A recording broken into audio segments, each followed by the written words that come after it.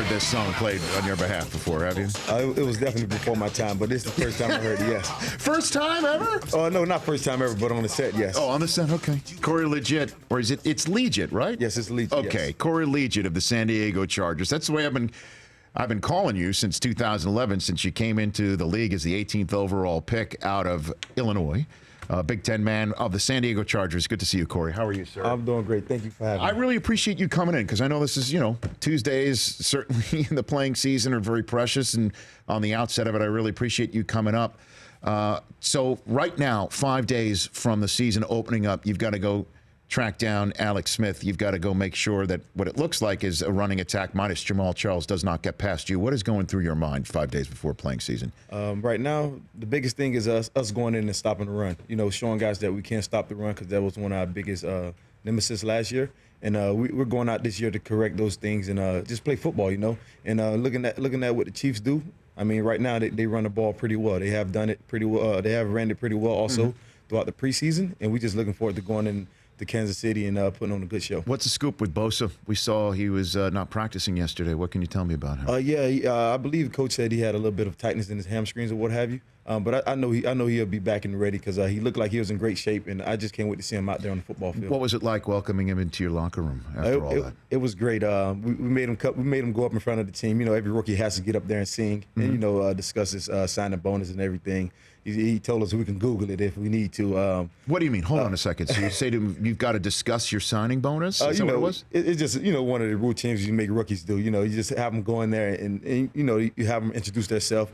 They tell you what school they went to. Did he say the from in front of Ohio State? Yeah, he said D, and then he also sung their fight song, and we told him, hey, we just gave him a boo. Everyone booed him. And it was pretty fun though. He did a good job up there though. Then how did he explain his signing bonus? He said Googled it? Yeah, he told us to Google it because it was all over the news. That was one of the big controversial things. Oh yeah, we talked about that every so often on a show like this one. Yeah. So when a guy who's never played it down in the NFL is handling his business, right? Which I know is something you can respect. You're a guy who signed a 5-year deal just a couple of years ago. Correct. How does that play out in the locker room, though, Corey? It plays out great. I mean, I think I'm glad to have him there now. That he handled his business and he got his contract signed and he's in the locker room with us and now he's learning the playbook and he's going to definitely help us out this upcoming year.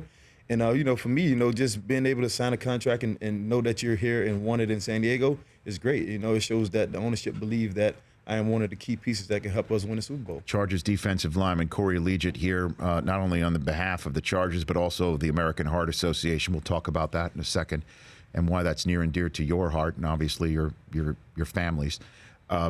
So what was it like, the final preseason game with the military being honored, flags out there on the field, and you knew there was a guy across the way that might sit during the national anthem and he wound up kneeling? What was that like?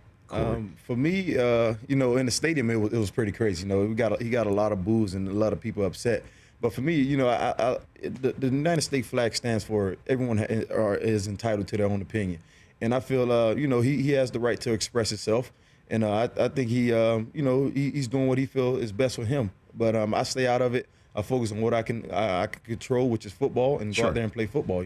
Right. And I just leave that up to Kaepernick and everyone else. Well, I mean, it's him kneeling now instead of sitting to give a message that he is trying to say, don't watch me kneeling, listen to what I'm saying as to why I'm kneeling.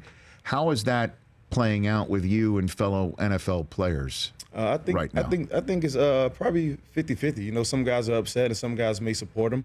But right now that's completely up to Kaepernick.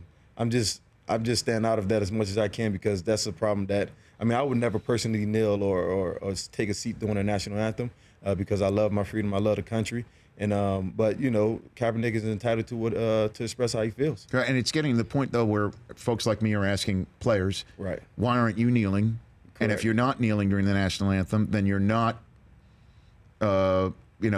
being cognizant of the problems that Kaepernick's trying to bring to the fore. Are you and your fellow colleagues talking about the issues that Kaepernick is bringing to the fore? Yeah, some guys definitely talk about it. They feel that he can go about it a different way. They think that the message that he's sending is a good message, but they believe he can do it a different way.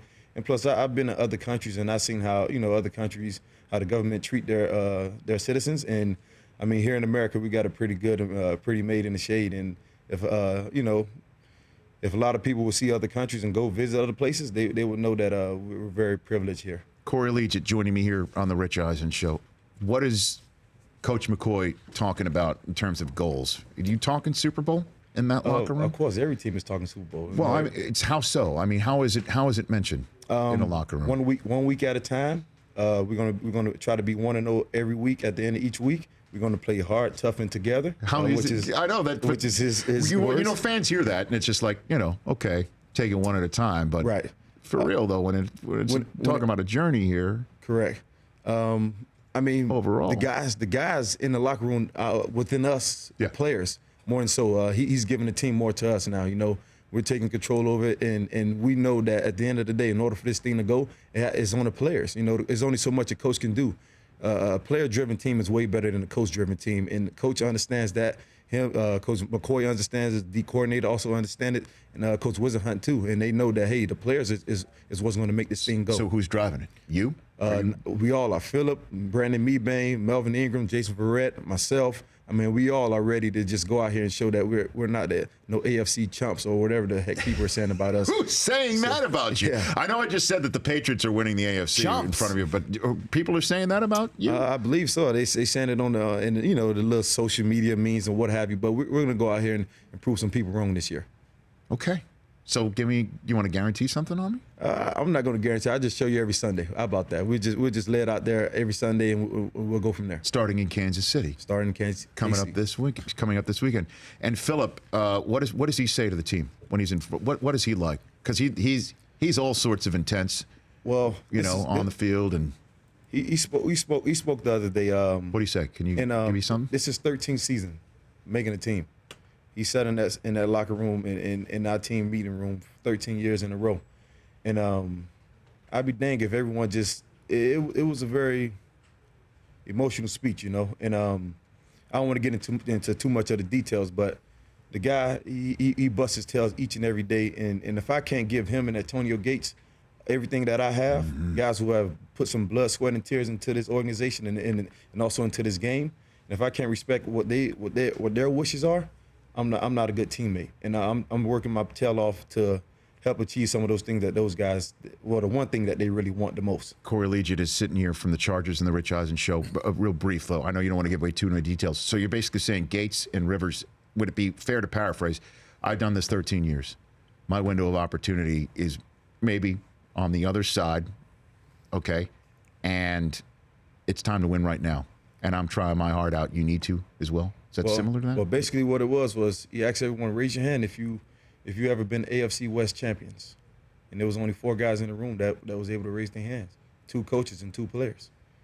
So, I mean, over the time that he's been here, the team has changed dramatically, and it's just time for us to take a turn for the better, and we have a small window of opportunity.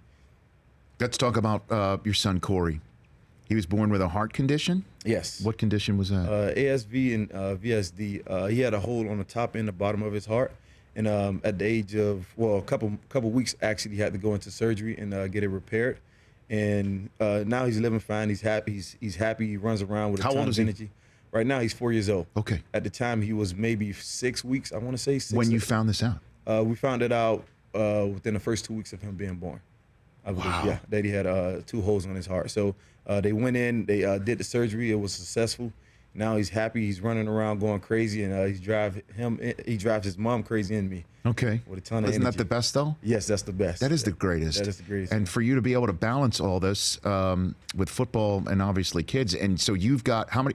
Does he have any siblings? Yes, he has 2 siblings, 2 younger sisters. Okay. Yes, 2 younger Two sisters. younger sisters and yes. 2. So you've got 3 under 4 3 in the under 4, Liuget yes. household. Yes. First of all, bless your wife. Thank you. And so you want to raise money on behalf of the American Heart Association at a number of community events where you lend your time. Fundraising goal of $20,000. Yes. How can people get involved in this? You can get involved by visiting San Diego sdheartwalk.org, and also not to mention too, for every sack that I get this year, I will be looking forward to donating AED machine and also a CPR course training class kit for to local schools in San Diego for each sack that I get.